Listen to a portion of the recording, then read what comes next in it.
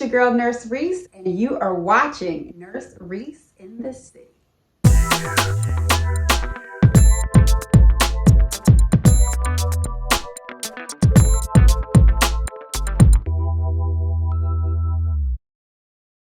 So the grid is basically a page with 12 boxes, 12 categories.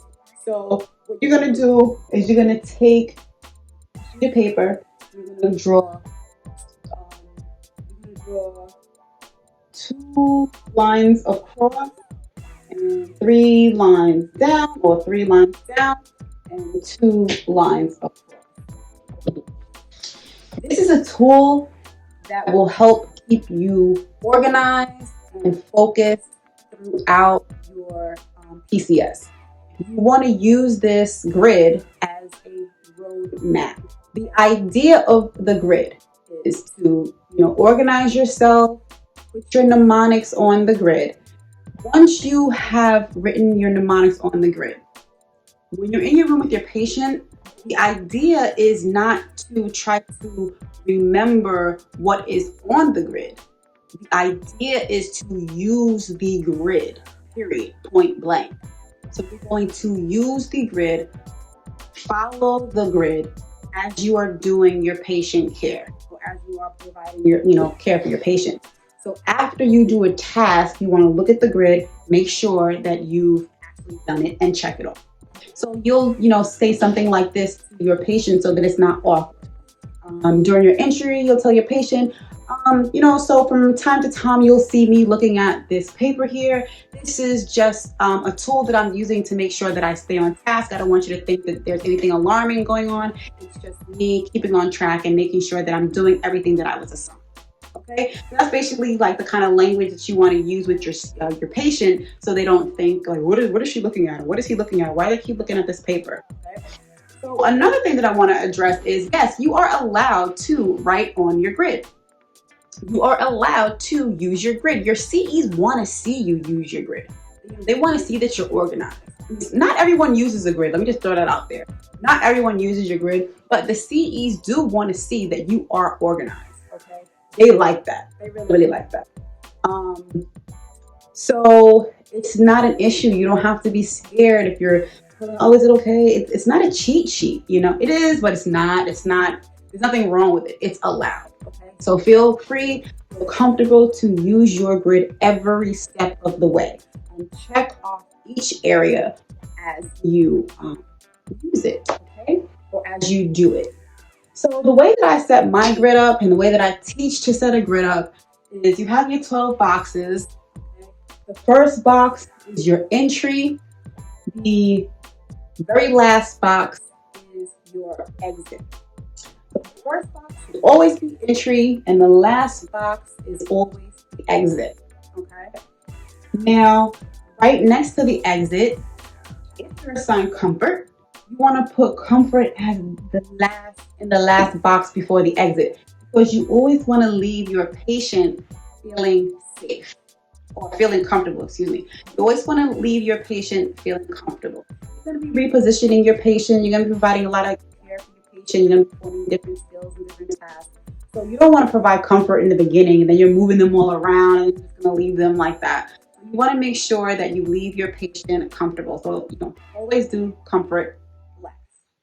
Okay? So you have the entry, and then the second box, whether you are assigned fluid or fluid management or oxygen, because fluid and oxygen are 20-minute checks. If you don't have fluid management, you don't have oxygen management, then there will be no 20-minute checks. Okay? So here I have fluid / 20-minute checks. So this will always be my second box, because the very first thing that I'm going to do is enter the patient's room. I'm going to perform my entry safety checks, and then after I perform my entry safety checks, I'm going to go ahead and move on to the 20-minute checks if I were assigned that. If I were assigned fluid or oxygen, I want to go ahead and take care of whatever I need to take care of within those 20 minutes. Okay. Now, let's say I was assigned fluid. So then I'm going to go ahead and do the whole fluid management. I'm going to do my teachings, the assessments, and everything that I need to do. Now, with fluid, if you assigned intake and output, then you have to come back after you've done all your care to do your totals. Okay? So I say that because in the exit down here, I write totals. So once I've done all my care of my patient and I'm following my grid to the T, I'm gonna go ahead and do my scab, do my G, and then I'm gonna look here for the totals. Okay, I almost forgot, but since it's on my grid and I'm following my grid to the T, I'm not gonna forget, so I'm gonna go back up to my patient. I'm gonna do my final totals. Okay, so that's fluid in the 20-minute checks.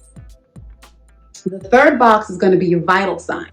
Okay, whether you're assigned vitals or not, the third box is for the vital signs, because during the report, the CE is going to give you a set of vitals. They're going to give you a range, and then they're going to give you the last set of vitals that were taken for that patient. Okay? So the way that I set it up is, as you can see here, TP, RBP, O2, and pain. Then have the range, the last set, 1 and 2. 1 and 2 are for the vitals that you are to take. So the range is for the range that the CE is going to give you. The last set is for the last set that the CE is going to give you. So prior to the planning phase, you're going to sit down with the CE. You're going to go over the PCS assignment that is written for you. They're going to go over that, and then they're going to go ahead and give you a verbal report. So prior to that, when they say, hey, okay, so now we're going to go ahead and go over the assignment, you can say, hey, can you give me a few seconds? I'd like to go ahead and set up my grid. So you're going to go ahead and set up your grid, which is this. And then when you set up your grid, make sure that you add the vitals. Do the whole thing for the vitals. Okay? So that when you're getting report, you're going to go to the back page once they start to give the vital signs, and you're going to put them here. The reason for this is because when you're using your grid, you don't want to have to flip back and forth through the pages to find the vital sign. And you don't have to want to write the vital signs twice. They're going to give you the vital signs during a report, and then you're going to write them down on one sheet, and then you have to transfer it over to another sheet. After report, and you're in the planning phase, and you're filling in your grid, you're writing all of your mnemonics and whatever pertinent information you need, the clock is ticking. In this part right here, the clock is not ticking when they're giving you the PCS assignment and they're giving you the verbal handoff report. You're not on the clock at that point. So try to fill in as much as you can before the planning phase starts, because that is when the time starts. Okay? So that is the whole purpose of filling this out, and also filling it in during the verbal report, so you don't have to do it twice. Now here, in this box here, is for even for mobility / musculoskeletal.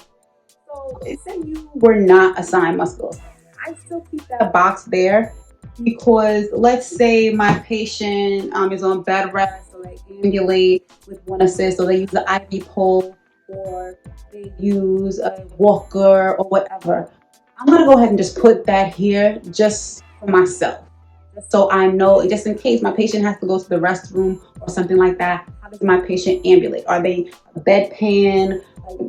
That type of mobility information I would put there that I need to know. Now, I'll also add that in general, you're going to get 4 to 5 areas of care. Okay? So you're not going to use every single box. So for fluid, I would keep these 2. I usually use these 2 for fluid. If I was assigned musculoskeletal, I'm keeping these 2 for musculoskeletal. Right? If I'm not assigned fluid and I'm not assigned musculoskeletal, then if I need to, I can just draw a line here and use these boxes for more information if I need it, or I can just start a box here, maybe down here if I needed to put a little bit more information, because some areas of care may require you to go over a box, depending on your handwriting. Okay, I hope that makes sense. I'm just saying you can occupy more space if you need to, because you're only going to get 4 to 5 areas of care. And if you do it this way, then you already have 1, 2, 3, 4, 5 areas on the grid already. And I think in total they're 10. So if you're assigned vital signs, and the ones that they're assigning in particular are, let's say, pulse and respiration, then just highlight it in this section so you know that those are the vitals that you are assigned to do and you have to take those. You weren't assigned BP, O2, and pain, so you don't have to worry about that unless you have an area of care that requires you to do those. For instance, an example, let's say you have respiratory oxygen. Well, you're going to have to go ahead and do the pulse ox, but you aren't assigned vitals. So what that means is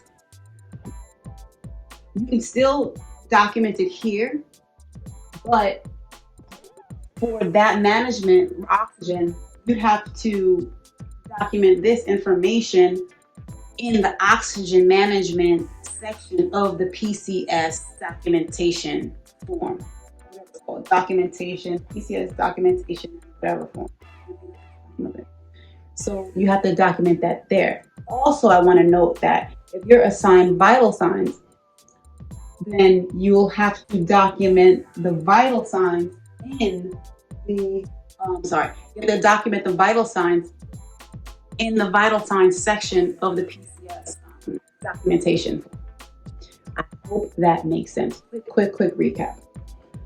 For vitals, you can put all your vitals here, okay? But if you want to be clear, you assign temp, pulse, and respiration, go ahead and highlight this area so you know for a fact these are the vitals you were assigned. If you have vitals that are a part of an area of care, you can still write them there. But you need to make sure that you put the vitals in the right section. So let's say you were assigned vitals and you put all the vitals on the vital sign chart. And you don't put oxygen in the section of the PCS documentation form, oxygen management.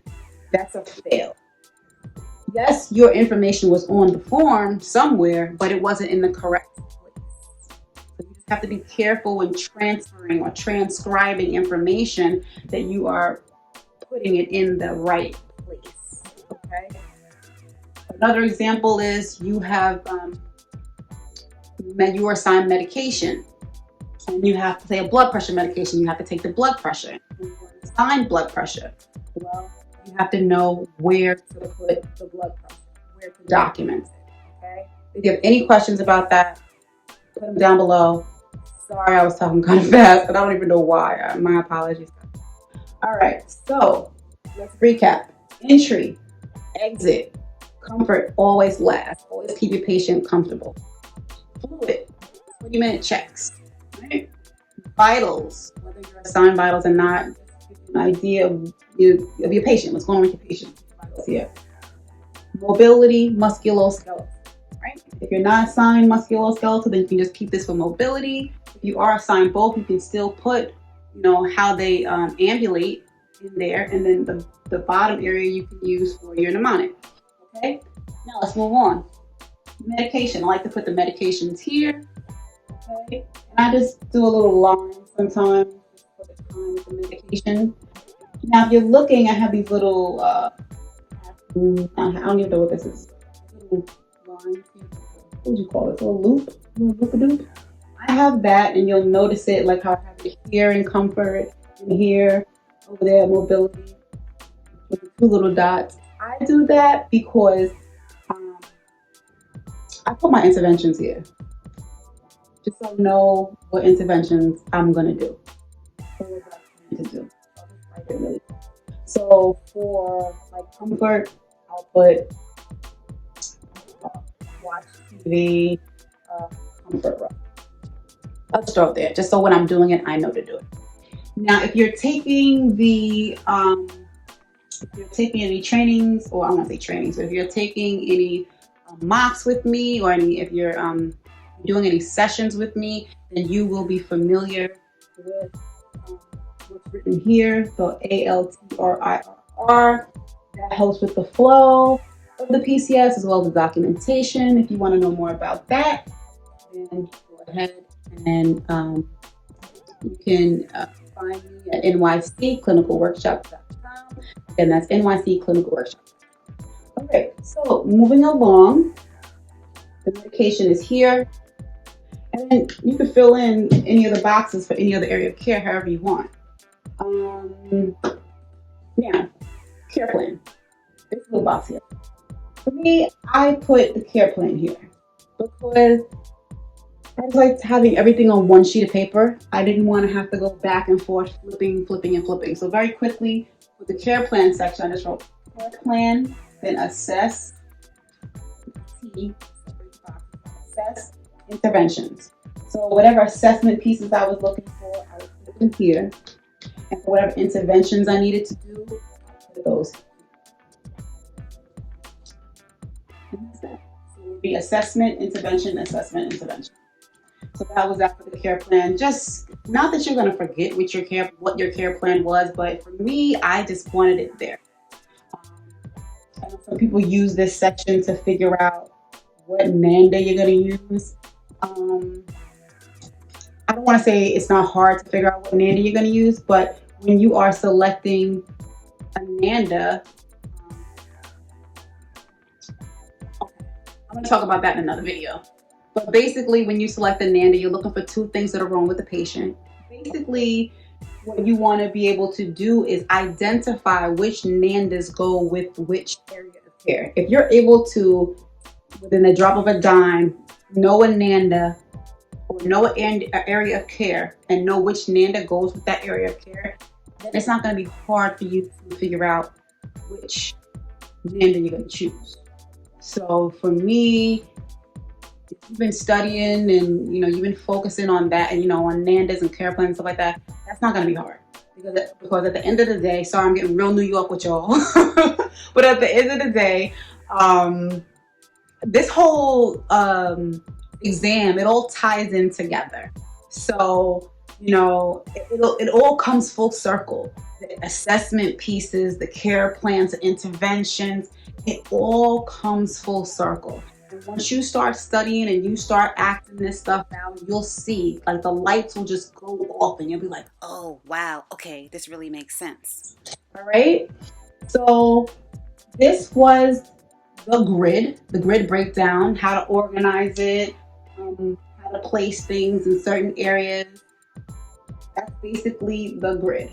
So you see in the entry and in the exit that I have the mnemonics written there. That's basically how you would do it. You would write the actual mnemonic, and you could write what the mnemonic stands for out if you want. However you write out your grid is how you write out your grid. Like I said, it's an organizational tool. I use my grid tool where everything I needed to transcribe was on my grid.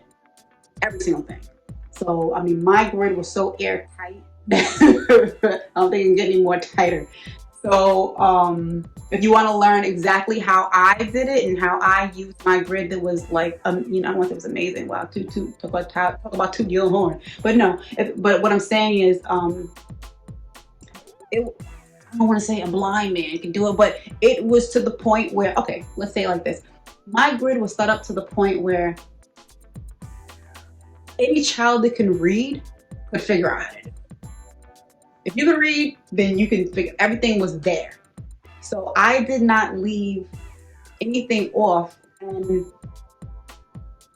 I did not, how can I say it?